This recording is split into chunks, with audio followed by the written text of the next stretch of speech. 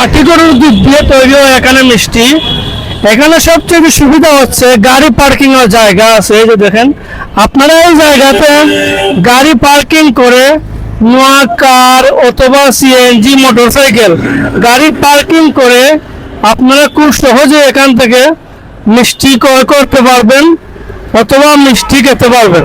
দৃশ্যটা আপনাদেরকে দেখাইমু। এবং এই যে ভাই আছেন, ভাই আপনি কি এখানে কাজ করেন? যে এখানে কাজ করি আমি। আপনার নাম কি? আমার নাম মিলাদ। বাসা কোথায়? বাসা হচ্ছে মৌলভীবাজারে। আচ্ছা, কোন মিষ্টির কত কেজি একটু কইবা আমাদেরকে একটু। মিক্স মিষ্টি হচ্ছে 300 টাকা, সাদা হচ্ছে 320 টাকা।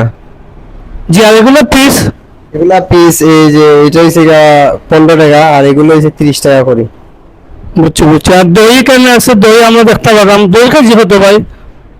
2 কেজি 290 টাকা। আমরা খুব সুন্দর জিলাপি দেখতে পারলাম। জিলাপির কেজি হতো ভাই? 200 টাকা জিলাপি। আচ্ছা, সামনে দেখি এখানে আরো আছে নিমকি আছে।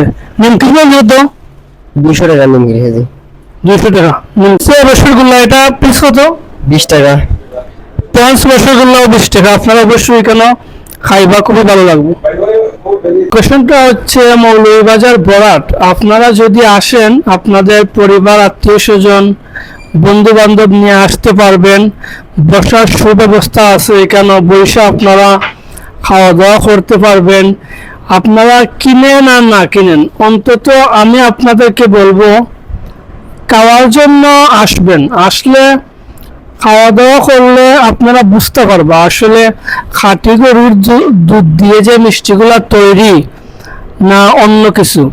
অন্যান্য জায়গায় মিষ্টিগুলা টেস্ট করবেন আর এখানে আইসা মিষ্টিগুলা খেয়ে টেস্ট করবে কোনটা সুস্বাদু।